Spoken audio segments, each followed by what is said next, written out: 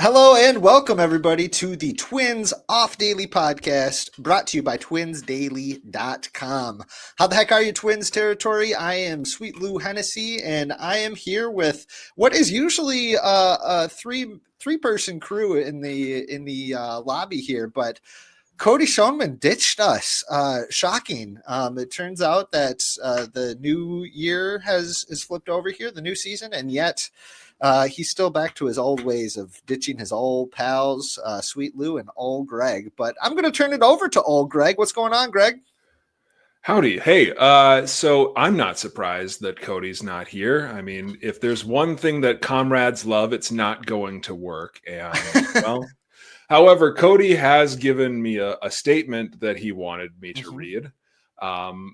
It goes, and this is a lot. Sounds like it's coming from an English teacher. Ooh, interesting. Parent-teacher conferences are keeping me away from the podcast. Yet I have 3 takes I need to share with our devoted listeners. Number 1, I am out on Royce Lewis and in on Mickey Gasper.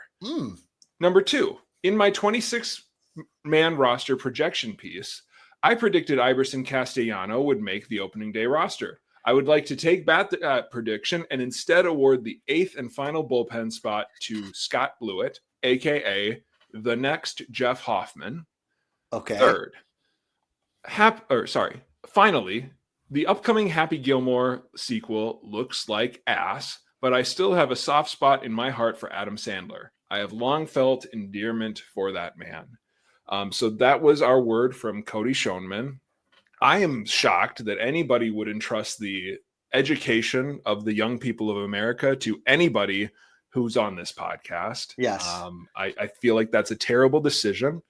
But me personally, I'm doing pretty good, Lou. I'm doing pretty good. How about you? We never ask how you're doing. Nobody ever asks about old Sweet Lou. I'm doing all right. I'm hanging in there. I appreciated getting that statement or those 3 statements from Cody. We'll miss him, but we'll try to do him proud. First, any of those stand out to you, Greg, of Cody's messages there? I'm vehemently opposed to his statements about Iverson Castellano. He is going to make the opening day roster, whether you people like it or not. He is at least going to get like a week to prove himself in live games and for the Twins to decide that they don't have use for him or whatever. He's going to make the opening day roster. If there's one thing that this organization loves, it's not giving up on depth. And if they can find a way to keep him and not send him back to Philadelphia, they're going to do that. It's fine. Yeah. He's wrong. Also, so easy of Cody to be like, yeah, I had him on my opening day roster that I released 18 hours ago. Then he gets shellacked in the game, and Cody's like, oh, no, just kidding. It's Scott Blewett. Scott Blewett's going to make it instead. Figures. Poor Scott Blewett. He probably, like, all things being equal, he probably should make this bullpen, but they don't have to, like, they can start him down at AAA and they can have Iverson Castellano as the 8th guy, and they can give him 1 or 2 weeks to prove that he can at least be a mop-up man, and Scott Blewett can't go anywhere. I don't think Scott Blewett has opt-outs, or at least they haven't been widely reported. Yeah, I was curious about that because he signed a minor league deal last year, and then he did it this season too. So I'm curious. I don't feel like that's been talked about too much, so I don't think that he's in any imminent danger of opting out. But he was quietly like solid down the stretch last year. Like I definitely think he's a major league caliber reliever, in the middle of a bullpen, kind of lower leverage situations. But that'll be interesting for sure. But your guy Allen Iverson, baby, we'll see what happens with him. I think it's going to take a couple more outings for us to actually get a decision on him. But you know what? Before we get to the nitty gritty, why don't we start by talking about our walk-off question that we will try to answer at the end of today's episode. So let's see. We are recording this early in the evening on March 18th. That's Tuesday night. So in the news, these 2 astronauts that have been stuck in the International Space Station since like June 5th of last year are finally making their descent back to planet Earth. I'm really hoping that everything goes well for them, because otherwise this will make this episode pretty dire. And we have a sterling reputation to protect on this podcast. But what if we need to scrub this from the records, the annals of history, whatever? Maybe this is going to become our lost episode. yes, it's going with the lost tapes with the rest of the off season here. Okay, but anyway, with these two astronauts that are making their way back to Earth after being on the space station since June 5th, what do you think would surprise them the most about the Minnesota Twins in that time? Let's assume that they didn't have any sort of internet or communication. They were just stuck up in space since June 5th of last year. I believe the Twins were firmly in a playoff position at that point, and things were kind of rolling for them. So what do we think would be the biggest surprises for these two astronauts as they come back to Earth here? We will try to answer that at the end of the episode, if I remember. But for right now, Greg and I are going to boogie over to our big inning topic. And this one was actually inspired by our friends Gleeman and the Geek. No free ads. But on their latest, I believe, Patreon episode, they did a Twins most valuable player draft. So they went one by one and they did a little draft of who they think will be the Twins most valuable player for this upcoming season. Greg and I are going to do the opposite. We are going to draft least valuable player candidates on this Minnesota Twins roster. Greg and I, clearly both bootlickers. We think that everybody's going to be fantastic, but somebody's got to have the lowest accrual of wins above replacements. So we are going to try to draft players one by one, and whoever has the lowest WAR of the season will take home the crown of least valuable player on the Twins Off Daily podcast. So, Greg, any questions you want to get to before we get started in on this? No questions. I do just want to clarify for the listeners, we are looking for the worst player, not the most inconsequential player on the list. So what we're looking for probably is somebody who's going to play a lot and also play poorly. Yes. Yep. Chances are that's going to be who has the lowest WAR. So just looking at the leaderboards for the Twins last year, on their pitching side, they had maybe half a dozen guys who got sub-zero wins above replacement, so they were negative value. And on the hitter side, I want to say they had something like 5 or 6 as well. So there should be a decent list here. But then again, I'm looking at some of the names from last year, and they're guys that are no longer in the organization. Guys like Jay Jackson, guys like Matt Bowman. Hello. Guys like who else was here? Cole Irvin, who, remember when he was on the Twins literally like less than a year ago? Who could forget that game in Boston? I mean, are you really a Twins fan if you don't remember Cole Irvin at this point? Twins legend. Yeah. Anyway, would have loved to pick him in the least valuable player draft. Okay. Well, why don't we get started? We're going to do a snake draft. Greg, would you like the first pick or the next 2 picks? Ooh, I want the sandwich picks. I'll take 2-3. Okay. 2-3. So that starts, let's see, that's going to have me starting out here. I am going to say the least valuable Twin this year, at the risk of his wife getting mad at me, I'm going to say is Christian Vasquez. He's going to get plenty of playing time behind the dish. You got to think he's had a couple back-to-back years of discouraging numbers at the plate. He ain't getting any younger. I'm going to take him with my first pick. I think that he is going to have negative value. Greg, your next pick. This is like, that's kind of, I don't know. Christian Vasquez, I don't care what that man's WAR is, he's not going to hit very well, but he's going to manage that pitching staff. So yeah, I don't know. I feel like there should be some sort of exemption for Christian Vasquez, but I will take it. I will say that the lowest WAR pitcher and the lowest WAR hitter are still on the Twins from last year. Yeah. Austin Martin had -1 WAR, and Louis Varland had -1.4 WAR. Woo. I don't think Lou Varland is going to have that sort of year again, because I think that a lot of that was accumulated as a starter. But I will say I do want Austin Martin. Okay. I believe that he's going to be. I'm not like down on Austin Martin, whatever. I think that he's a fine bench player. I just think that he's going to get a lot of play this year, and he's going to not be great. I'm going to actually follow that up with the other right-handed outfielder that is probably going to make the roster. I feel like Harrison Bader is a decent bid. I'm not low on Harrison Bader. I'm kind of high on Harrison Bader, but I Right. do think that there's a reasonable outcome here where Harrison Bader has like 400 plate appearances and doesn't hit and doesn't have the most time in center field. Buxton is relatively healthy and he gets a lot of time in left field. That probably his defense isn't going to boost him up as much. And also his offense as a left fielder is going to be even more depreciated in comparison to other left fielders. So I'm going to take Harrison Bader with the third pick. Sure. And, this is kind of a funny way of us going about this. First of all, a lot of the guys that we're going to name here are like good fits for this team and like enjoyable to watch. And I can see the logic and like the fit on this roster for sure. But this is kind of in jest after Gleeman and the Geeks episode of picking the most valuable player. I'm also curious to see if there's going to be anybody who is on both lists, both Gleeman and the Geeks most valuable player draft list and our least valuable player draft list. So we'll just have to see there. Okay, so you picked Austin Martin and Harrison Bader. I have Christian Vasquez. Let's see. I am going to pick. I'm going to go for someone a little more controversial. I'm going to pick the player who was voted the Twins' most valuable player last year. I am picking Willie Castro.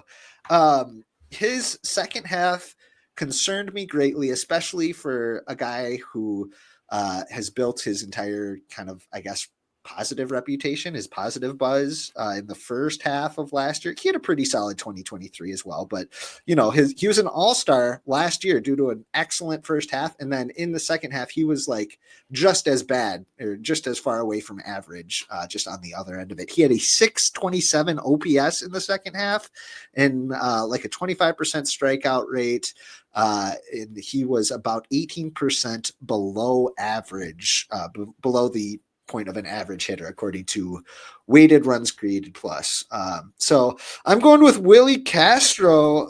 And another thing too is he's going to get plenty of play. I'm positive of it. Whether things are going right, whether they're going wrong, the fact that he plays everywhere and Rocco loves giving guys like that so much play, I think he's going to have ample opportunity to get negative or little value. So going with Willie Castro. Then next, this is one of those guys that, like I said, I could definitely be convinced to be pretty high on too, but I'm going to say Brock Stewart. Oh my goodness. Yeah, it's kind of wild, I know, but I feel like Twins folks, and for good reason, have these goggles on because they only know Brock Stewart since he joined the Twins, and he's been magnificent when healthy with the Twins. However, he has 7-8 years in his career before he joined the Twins that were pretty abysmal. I think there's a lot relying on his velocity. He ain't getting any younger. I think in the bullpen there's some good opportunity to get negative work just based on the fact that he could blow a few games here and there. So I'm going with who I like to call Brock the Glock, but I guess if he's going negative, Brock the Sock, I don't know. So I'm going to go with him. Did you sit on that like all day? Have you been workshopping Brock the Glock and Brock the Sock all day? I've been workshopping Brock the Glock since last year for sure. Maybe even 2 years ago. I don't know, but oh dear. Brock the Sock, that was today. Yes, I've gotten no work done. I've just been working on Brock the Sock. All right. So I think I'm going to go with the sixth pick.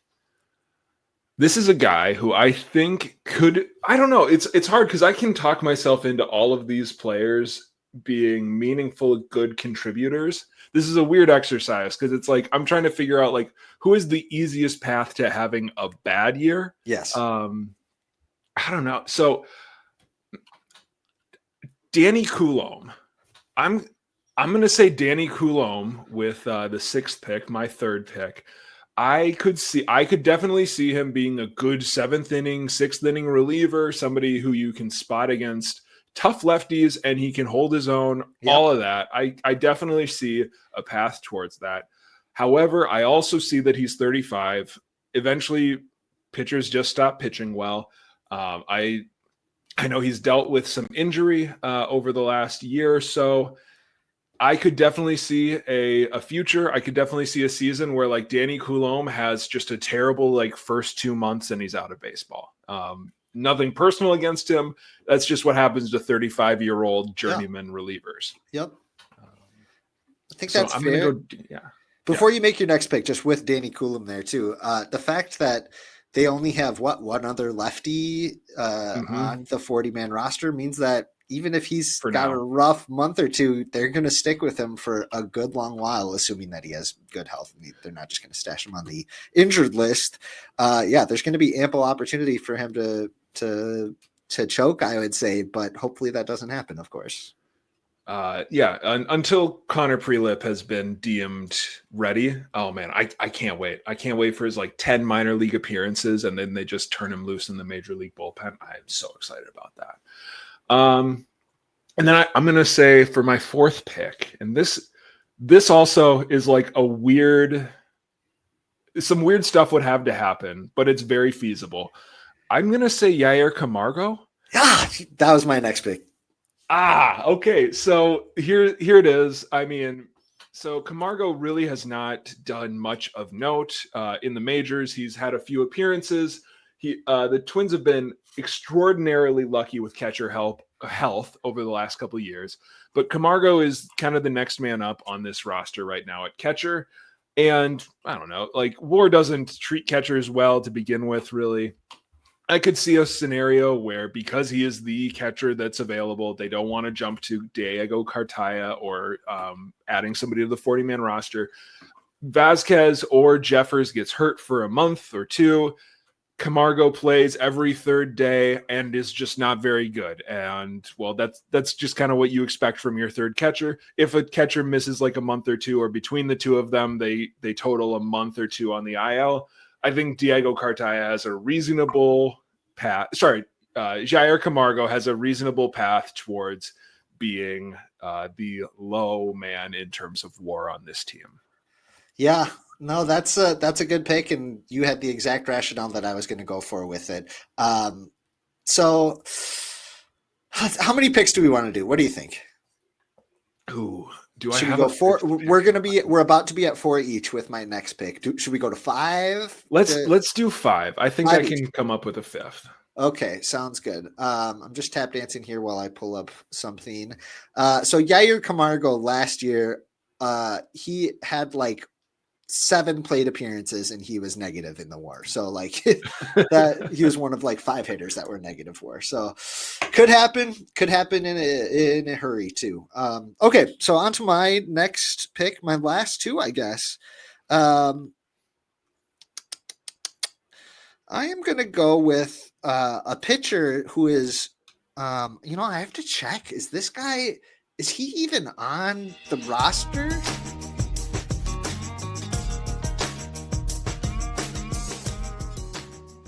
Well, we're going to play everybody's favorite game. Is Chris Paddock still a Twin? And as of 6:30 on March 18th, yes, Chris Paddock is still a Twin. Ding, ding, ding. To Yep. So he's a Twin. I'm going to take him with the next pick. I probably have the least amount of confidence in him out of anybody in the projected starting rotation, and including the next like 2 or 3 arms that were to come up, I would have, think would be more promising than what Chris Paddock is bringing to the table. I would love to be wrong. I do think that he's going to get a significant runway to get rolling here. We've seen this from this front office and from Rocco in the past, that they love sticking with these veterans on the last year of their deal here. They're trying to squeeze out every little bit of value. We'll see if he actually gives them any or if he's just taking it. So Chris Paddock, still a Twin, and he is on my list with the number, what total pick is this? 9, something like 8. that? Yeah, 8. Okay. All right. And for my last pick here, oh man. If I say Jose Miranda, I'm gonna hear it from my wife. That's her favorite player. So Oh, no. I can't do that. Can't do that. She's an avid listener for sure. So Wait, is she actually? sure, yeah, that's what I tell myself. Yeah, we just have so many listeners; it's hard to keep track of. So let's see. I'm not going to go with Jose Miranda. I'm going to go with Brooks Lee. Like I said, this is one of those players that I could see blowing up and being fantastic this year, being on the list of most valuable Twins. However, I've not been super encouraged by his recent spring training stats. You got to take them with a grain of salt, of course. But after seeing his debut last year, where he just didn't have that strength in his swing to have a good hard hit percentage, and he just could not drive the ball with authority for the majority of the second half of last year. I'm concerned about Brooks Lee in that regard. Then again, he could turn it around pretty quick and be an absolute force that plays all over the place, especially if somebody else on my list, Willie Castro, is struggling. They're going to definitely want Brooks Lee in the lineup most days so that he can, flip around at different places in the infield at the very least. So unfortunately, I'm going Brooks Lee, but like I said, this is painful for most of the list, honestly, because they're guys that we like on this roster and that we have confidence can be pretty good. But we're going to go with guys who could tank, and I'll go with Brooks Lee with my last pick. That made my last pick a whole lot easier because I was going back and forth between Brooks Lee and this other guy for basically the same reasons. I'm going to go with Edouard Julien. Okay. I, again, sort of like Brooks Lee, I think that he's going to get his opportunities this year. I think that there is a non-zero, if not moderately likely chance that he really struggles in the time that he's given. So yeah, I'm gonna tag Edouard Julien in this one. You don't think he's going to rule again? I think that there is a possibility he can rule again, but I also think that there's a possibility that, his struggles last year were for real. Yeah. And granted, he was not a terrible player last year. Baseball Reference had him at a negative 0.2. He was approximately a replacement level player last year. Yeah. But I definitely could see a future where he kind of bottoms out again. Yeah. What is going in his favor, I don't know, in your favor for selecting him, I should say, Greg, is the fact that he has the opportunity to be below average offensively and defensively pretty reasonably, whereas other guys on this list, guys like, Brooks Lee is going to be, I think, a very strong fielder. I think he's going to have good value defensively. There's other guys on the list too that we could probably bring up there too. Christian Vasquez maybe, but for Eddie Julien, there's question marks on both sides of the play there. So that's a good pick for sure. Good swipe. Yeah, I mean, I was one of the other names that I was thinking about would be Deshaun Kersey. Okay. In sort of the Yair Camargo mold where I don't know, Buxton gets hurt and there's some other shuffling and he ends up being your fourth or maybe even center fielder. If you have a string of injuries like we saw in 2022 that resulted in Nick Gordon getting a ton of play in center field, I could see a future where that happens. But Kersey does bring that offensive or that defensive skill set that offsets that. Yeah. Okay, so that's a good draft. I am going to read off my list here of candidates that I drafted to have the least amount of value on the Twins this upcoming year. I have Christian Vasquez. I have Brock Stewart. I have Willie Castro. I have Brooks Lee. And am I forgetting somebody? Do I have one more? Pick Chris Paddock. Chris Paddock, of course. Oh, I crossed him off. I had him on your list. Congratulations. Okay. And Greg, you had? I had, oh dear, I was not jotting this down. Okay, I got a few of them for you. Cool. You have Austin Martin. Yep. I have Harrison Bader. Yep. I have Danny Coulombe. Yep. I have Jair Camargo, and I have Edouard Julien. Bingo. Okay. How about this? Let's pick 3 players that we'll put on Cody's list. We'll say I don't know, Carlos Correa, Pablo Lopez, and I don't Byron Buxton. Well, we'll say Yeah, those are that Cody's sounds. drafts. Actually, For we should give him a couple more. Let's go Joe Ryan and Bailey Ober. Okay, yeah, why not? Why not? Okay, good. 5 for each of us. Yeah. Okay, cool. Well, Cody has such a great luck winning these games. yeah, I'm feeling good about his list. dude, what if it actually comes through, but like we select for him and he gets his first win on our selections? That would be I'm trying wild. to think of what has to go wrong to yeah. No, good call. All right. Well, before we move on to the next segment, I figured that we could even just talk about some red flags, maybe as it pertains to some of these least valuable player candidates. So I'm going to ask you, Greg, how tempted were you to pick Joan Duran in this least valuable player draft? Well, I was hoping that you would, so that you could corner the market on angry wives, getting upset at you about picking LVPs. He's not looking great. Obviously, like the velocity thing is a whole thing in and of itself, but also he's not really missing bats right now, Right. which is also concerning. I don't know, I'm a little bit worried. I don't want to be alarmist or anything, but I mean, like this time, like last year almost, I was already like, what's going on? And he pitched fine. He was probably one of the more unlucky pitchers, relievers in baseball last year, and still managed to have like a solid year. Yeah. But I don't know, man. I don't know. What's so funny too is that, like, of course, fastball down a couple miles per hour. He doesn't hit 104 anymore. He's more averaging 100, 101 on his heater, at least, as it pertains to last year.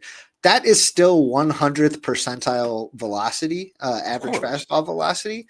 That is still fantastic. But you're right. The fact that he's not missing bats is concerning, because I think that he could still be a totally valuable and elite pitcher without touching, let's even say 102 miles per hour. Let's say he tops out at 100, 101.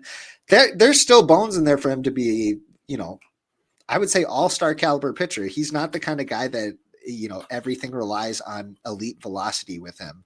I think I'm more concerned about his location and his execution with some of his pitches more so than the just pure lack of velocity. But of course you got to bring it up because, that was his calling card for a long time. So yeah, I wasn't really tempted to take him. I think that I have faith that he'll be a solid pitcher. I'm not saying he's going to be better than Griffin Jacks by any means, but I think he's going to be still a very good back end of the bullpen option.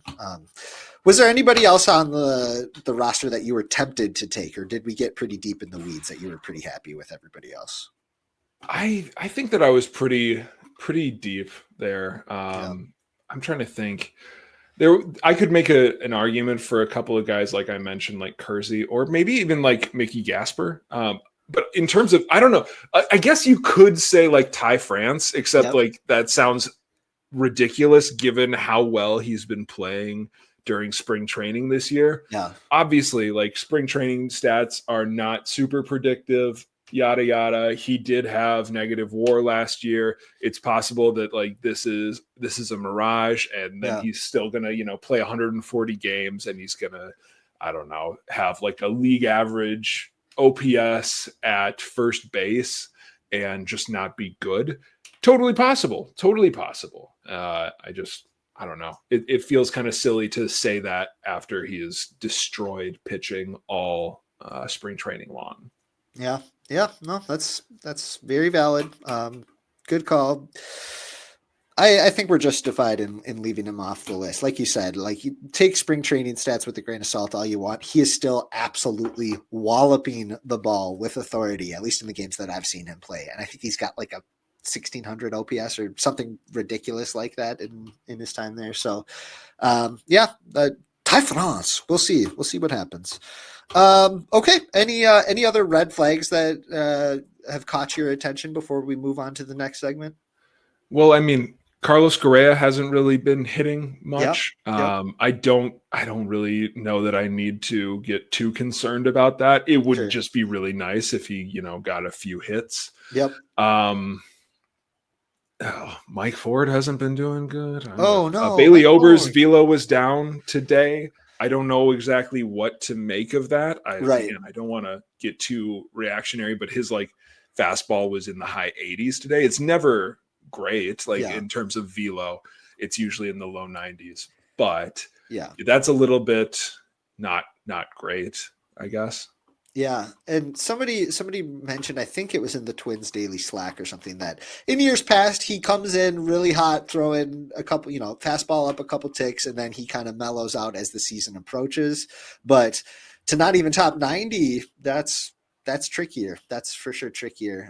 But who knows? Maybe he's got like 4 or 5 miles per hour of perceived velocity since he's 6'10" or whatever he is. So we'll see how Ooh, that plays out. they should have mandated new measurements for the pitchers too. They all the hitters got remeasured for the automatic strike zone, and they exposed all the liars, which is most of them. Most of them, yes. I would love to know what pitchers get dinged for their height. Yeah. That's not very fair. Like, I don't know. I feel like that's a HIPAA violation or something to give away the hitters' heights, but hide the pitchers. I don't know. I thought this was America, fair treatment for all. Yeah. What the heck? What the heck, man? Okay, so you mentioned that a couple players have been caught red-handed in a lie, or lying about their height. I want to say Royce Lewis listed himself as 6'2", but was measured at 6 foot. I want to say. Were there any other ones that stood out to you? Okay, so I mentioned this. I tweeted this, and I can't remember who I was talking to afterwards, but when I was in town in Minneapolis for the Winter Meltdown, I saw Carlos Correa at the airport. He got off the plane, and I was just like sitting there, like at his gate. You were waiting for him. And I felt like I was ambushing him. But anyway, I watched him walk past, and I said, "That dude's not 6'4". And lo and behold, he got measured, and he's 6'3". So I was right on that. I said that. I can't remember who I told, but I swear I did say it. Carlos Correa is not 6'4", and I was vindicated for that take. Okay, good. We've been talking a lot about players' height these last couple of weeks. We established that I am not a short king. I'm a mid king, it turns out. And Greg, you have been lying about your height for decades now, right? So Whoa. No, I'm not. You wear shoes when you play, right? So why aren't you measured in shoes? Yeah, fair enough. You've been known to wear those platforms. You wear Heelys. I know that you're rocking those Heelys that give you an extra couple inches for sure. Oh my gosh. If I were to have ever put on Heelys, I would have probably like spontaneously combusted. I would have fallen and died. If you put those stupid heels on my heels, those wheels on my heels, it would have been over for old Greg. I tell you what. I'm with you. I tried them as a kid. I think I got gifted a pair even, and I'm surprised I'm not on the Infinity Day IL because I could not handle those things at all. They got some torque, baby. I want to tell a joke that I've always heard. That I don't know if it's fair or not. Yeah. So do give me some grace on this, but do you know what the difference between a 5'10" man and a 5'10" woman is? Oh no. What is it? The woman is actually 5'10". Okay. Yeah, I'd believe that. Not a hot take. I'm not 5'10", so that's all good with me. So anyway. poor Vasquez. I feel bad for Vasquez. He listed himself at 5'9", and they gave him 5'8". Like, oh man, you can't catch a break, dude. They couldn't give it to him. They were like, technically this will be an advantage for you. Your strike zone will be smaller, but we're still not going to give it anyway. Okay, good. Well, this has been Height Talk with Twins Off Daily Podcast. But for right now, we are going to boogie on down to our next segment, and it is everybody's favorite. It is Gregory's Gripes.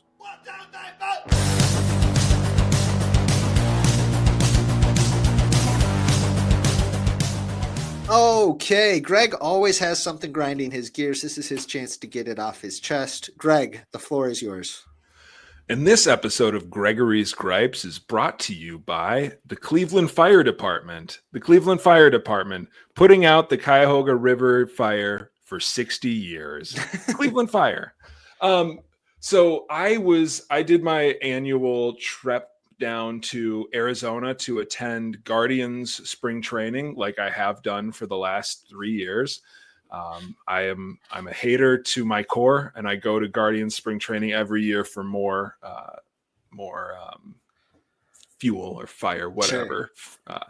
Actually, I saw the pro debut of that ambidextrous pitcher. I'm blanking on the guy's name. Durangelo. Yeah, I forget how to pronounce his last name. Durangelo C. I saw his debut. So yeah, okay, exciting. In the spring breakout game. So that was pretty cool. But so I attended a Cleveland Guardians spring training game. I saw the spring breakout. I brought my lovely wife to the game, who is not a baseball person, but we were down in spring training. She'd never been to spring training, and the game started when it was 50 degrees in Goodyear, Arizona, when we got there. And that's just a devastating kind of introduction to spring training, especially for like a non-baseball fan. Like, her favorite thing about baseball is that she can sit in the sun and she can watch fireworks at the end of the game. So this game had neither of them. We were drinking like hot chocolate to stay warm. It was ridiculous. But she showed up. She didn't pack like a sweatshirt or anything. Dang. And so we were like, okay. I had a friend who was going to bring her a sweatshirt, but then he got tied up, and so he couldn't. And so we were like sitting at the game. She's freezing, and we're like, okay, maybe we'll go into the team store to get a sweatshirt.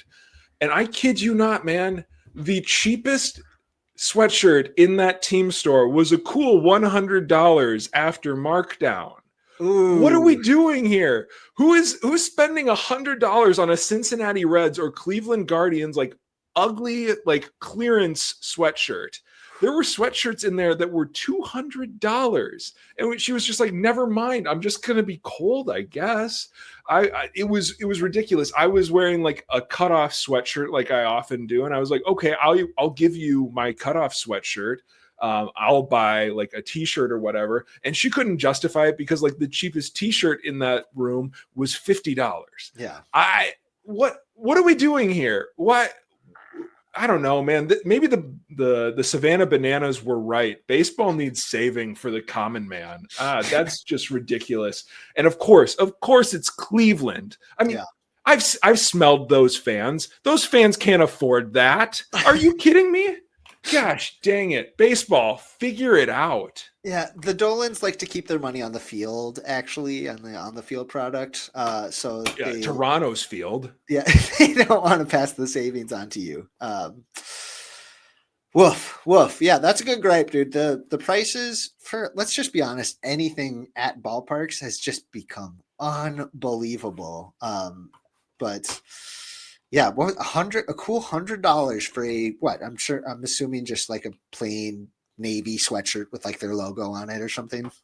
Yeah, it was like more of a casual wear sweatshirt. It was like textured and stuff, but it's like nobody's buying it. So I don't know, man. It made me very sad. I can only convince my wife to like attend like a baseball game with me once every other year, and I blew it on this one. You know. Yeah. She didn't care about Durangelo making his pro debut. Like, I don't know, man. Yeah. Well, you know what? Try again next year. Take her to a game in 2026. Did you see? Sorry, speaking of expensive ballpark stuff, did you see the Saints' new hot dog, land of 10,000 calories? Oh goodness, yeah. What was it, like a 6 foot long hot dog? Do you have the description? Hold on, I'm looking it up, but it's a 6 foot long hot dog. I know it has pulled pork on it. I know it has cheese because we can't just not pour cheese. I thought I saw it had mac and cheese, pulled pork and mac and cheese. Yes. Yep.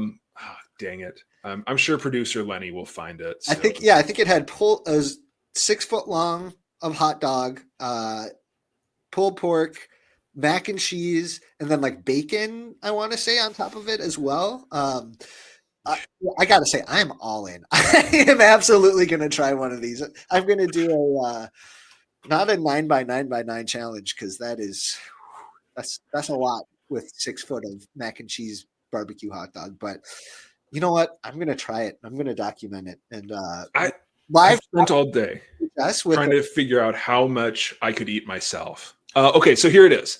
6 feet of foot-long hot dog topped with smoked pulled pork, creamy mac and cheese, bacon and jalapenos, served with our crispy French fries and 4 20-ounce beverages. So oh my it's god. intended to be a meal, but like how does the sharing portion of that go? Like it's not like you're at a table; it's just on somebody's lap, Yeah. and Oh my you're god. digging So at it. a few years ago at Target Field, they had the boomstick when Nelson Yeah, Cruz was there, and that was like I think that was like 2 foot long or something. It was like 2 or 3 feet long, chili cheese dog with a bunch of stuff on it, and so hard to eat, impossible to eat sitting down, sitting on your lap. I absolutely spilled on myself. This I can only imagine. This has got to be like $300 too. I mean, right? 6 feet of this massive hot dog plus 4 drinks. 4 drinks. That's going to be $100 on its own. You got to think. So, wow. it's got to be expensive to cover the impending lawsuits that are, or Oh my the gosh. eventual Yeah. lawsuits. If There should somebody be some gets a heart prize. attack. There should be some prize for finishing that whole. You should get to be like on the Saints for a day or something. You should get like you should get a AAA daily salary. That won't even cover the hot dogs. Never mind. I don't think that that's going to be 10,000 calories. I've been trying to figure out Yeah. like how many calories it actually is. Yeah. Yeah. I think if it's 6,000 calories, I could house it. 6,000. Yeah. Yeah. That sounds fair. That's like a Saturday. That's like a Saturday in college. Yeah. Yeah. Okay. Well, I think we ought to do a Twins Off Daily podcast live stream of us eating this behemoth. Cody will help by eating like the French fries. I feel like he's a French fry kid. Yeah, of course he wants the French stuff. Am I right? Yeah, of course he Comrade does. Cody over here just wants the French, not the all American hot dog, and No. the Southern pulled pork, the mac Cody. and cheese. Nope, this man wants just the French stuff. We love him. We love Cody. He puts the man in Communist Manifesto. He's a good man. We miss him dearly. We're going to try to do him proud in our next segment that we're moving on to, and that is the closer.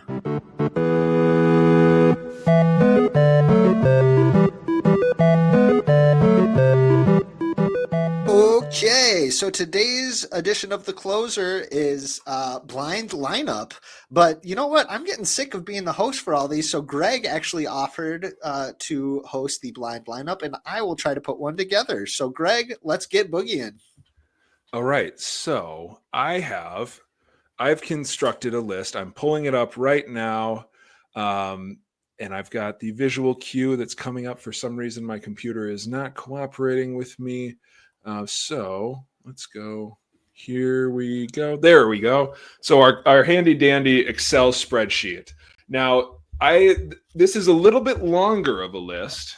Oh wow! Than normal, because I've got a special category that all of these names fit under. Wow. Yes. So these 11 names are in a category, and 1, 2, 3, 4, 5, 6, 7, 8, 9, 10, 11. Yep. Okay. So I've got 11 names here, and you've got to build a custom lineup out of these 11 names. How this works is I'm going to give Lou a name, and we are going to. I'm going to move this just so it's blank. We're going to build a custom lineup out of these names. There are going to be 11 positions and a 9-man lineup. So the 11 positions obviously are going to be catcher, infield, outfield, DH. Then there's going to be a slot for a pinch hitter and a slot for a starting pitcher in this list. All right. Okay. All right. Right. So we're going to start. Can I ask just a question real quick? Will there be any actual pitchers in this list, or am I going to have to put a position player on the mound, or can you tell me that or not?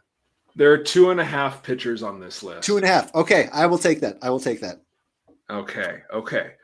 So first name that we are going to give is David Ortiz. David Ortiz. He is going to be a designated hitter, and I'm going to bat him third. Designated hitter, David Ortiz. Whoopsies. Oh, I feel like this was a trap already. All right. Second name, Royce Lewis. All right. Royce Lewis, I will put him at third base, and I will bat him sixth. Royce Lewis, third base, batting sixth. Third name, we're going to go with Matthew LeCroy. Matthew LeCroy. I will have him as the pinch hitter, and so he is not in the starting lineup. Okay. So Matthew LeCroy, he had that 1 year of pinch hitting. What was it, like 2004, where he was the greatest pinch hitter in Twins history. So that's a good move. Love LeCroy. Big fan. Love it. Our fourth name, I'm going to go with Phil Nevin. Phil Nevin. Oh, Greg. Greg. This is going to be all DHs. Nevin could play. He could play both corner outfield positions, corner infield positions, and he could catch. Okay, I'm going to put him right field, and I'm going to bat him eighth. Eighth? Oh, yeah. Respect Phil Nevin. Well, especially when he was with the Twins. He was god-awful with the Twins. True. He was miserable with the Twins. That's correct. The next name, speaking of god-awful right fielders with the Twins, Joey Gallo. Oh, pitcher. The pitcher? The pitcher? You saw this news, yes? Yes, Joey I did. Gallo is converting to pitching. Oh, my goodness. Beautiful. It's so promising that his team instantly released him. Joey Gallo, I will bat him seventh, and I will play him at first base. First base, Joey Gallo, batting seventh. All right, next name, Brett Boone. Brett Boone. Twins legend, Brett Boone. Yeah. He played the corners, right? He played second base.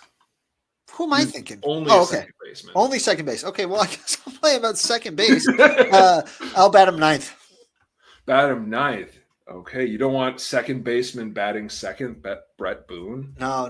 Multi-time All-Star Brett Boone? I am out on Brett Boone because I hate his brother as a manager. So Brett Boone batting ninth, playing second base. All right. Okay, so we've got the bottom of the lineup filled up. Next name, Manny Magoo. Oh my God. Manny Magoo. I already botched this. He really would have been good in that pinch hitter role. Yeah, he would have stood out. I will bat Manny Magoo fifth, and he will play left field. Manny Magoo batting fifth. In front of Royce Lewis, yeah. I believe you have exhausted all of the center field options at this point. Great, great. I hope you're happy with yourself. Yeah. Next name on the list, Bobby Tewksbury. Bobby Tewksbury. Former control artist pitcher on the 1997 and 1998 Twins. Yeah, this feels like such a trap is my only thing. There's nowhere else to put him. All right, I guess he's starting. I guess he's a pitcher. All right, Bob Tewksbury. Next name, Ruben Sierra. Oh, legend. I will bat Ruben Sierra. Clean up. Let's see. Yep, and let's see. I need a shortstop and a center fielder. Shortstop, a center fielder, and a catcher. Oh my God. You blew both of the catchers. Oh too, man, I saved all the high value positions. All right, he's playing center. Let's do it, Ruben. Ruben Sierra playing center field. Yeah. Okay, next name is R.A. Dickey. Okay. R.A. Dickey is going to bat one or two and play shortstop or catcher. All right, I will bat him too, and he will catch. All right. Oh, wait. No. He will play. Yeah, he'll catch. Catcher, R.A. Dickey. And your last one, batting first and playing shortstop, is, say it with me, Prince. Prince. That's it, Prince. Prince. You know, Prince? Minnesota legend Prince. Yes. Prince Rogers Nelson is playing shortstop? Prince, or artist formerly known as the artist formerly known as Prince, whichever you prefer. All right, I'm fine with that. Okay, so Lou's blind lineup has resulted. Gosh dang it, Lou! You outsmarted yourself on this. I did. Oh man, you are not in. You have never been on that side of the mic, so you don't know like the game. I guess not. You've got to take those catchers and those center fielders where you can find them, man. So Lou's blind lineup resulted in shortstop number 1, or batting first, shortstop Prince, batting second, catcher R.A. Dickey, batting third, DHing David Ortiz, nailed it, batting fourth, center fielder Ruben Sierra, batting fifth, left fielder Manny Magoo, batting sixth, third baseman Royce Lewis, batting seventh, first baseman Joey Gallo, nailed it, batting eighth, right fielder Phil Nevin, and batting ninth, Brett Boone at second base, pinch hitter Matthew LeCroy, and starting pitcher Bobby Tewksbury. Now, Lou, can you tell me what all of these names have in common? I'm going to say that you have some bootleg jerseys of each of these players. I do have a jersey of all of these players. Yes. All Twins jerseys. These are my 11 Twins jerseys. Prince, R.A. Dickey, David Ortiz, Ruben Sierra, Manny Magoo, not Manuel Margot, but Manny Magoo, Royce Lewis, Joey Gallo, Phil Nevin, Brett Boone, Matt LeCroy, and Bobby Tewksbury. Okay, that's pretty good. Okay, so obviously there's a lot of like, whoa, remember these guys were on the Twins for like 2 weeks? Who is going to be the next one if you had to pick somebody right now? Like, I feel like you kind of knew it was going to be Manny Margot last year at this point. Yeah, no, actually, I lost a bet, and that became the Manny Margot. I've hit the point where I'm out of unique old Twins jerseys. There's a chance I could get like a Bartolo Colon. I thought about getting a Rich Hill baby blue jersey. Oh, that'd be cool. I don't know, like Cole Irvin. That would be a good one. Yeah, I'm actually like at the point where I'm kind of exhausted of my like top names, so I'm waiting for something to inspire me at this point. What about Anthony DiSclafani, but you spell it DiSclafini? Oh my gosh, that would be incredible. That'd be a good one. Okay.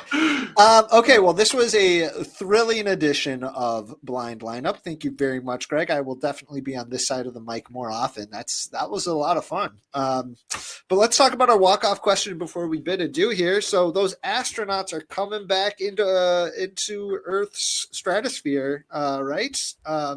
They've been gone since June 5th of last year. So what do you think would be their biggest surprise that they would learn about the Minnesota Twins in that time?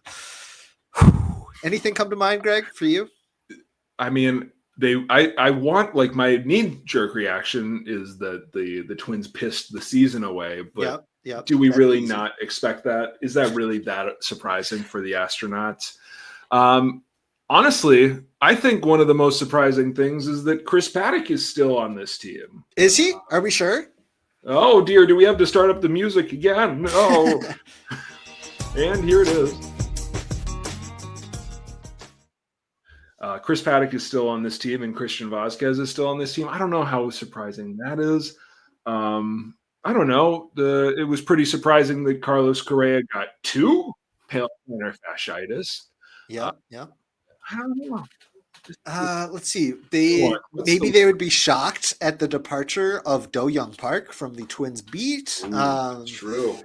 Maybe they are flabbergasted at this new hot dog, the land of 10,000 calories. That's a good one.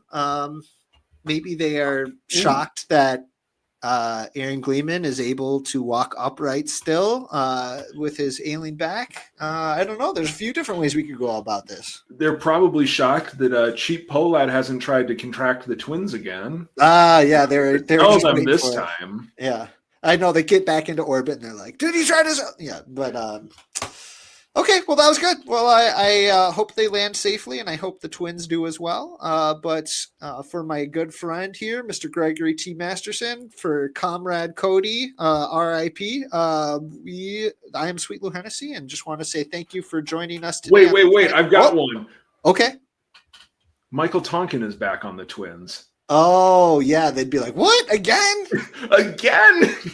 No, this happened before we left, I swear. Yeah. He's back again. They're like, yeah, no, we didn't miss that. And they're like, no, he left and then he came back again. Yeah, that's a good one. Okay, glad you snuck that in there with the buzzer beater.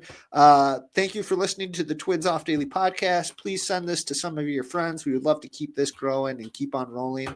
We should mention that Twins Daily is having a opening day watch party at Black Stack Brewing next Thursday, the 27th. No free ads. No free ads. But come on down to Black Stack. I don't think Greg or Cody are going to be there, but I will absolutely be there. I will be there signing babies and kissing autographs. So come find me, and we will hang and we will commiserate together. But thank you very much, and as always, everybody, stay sweet.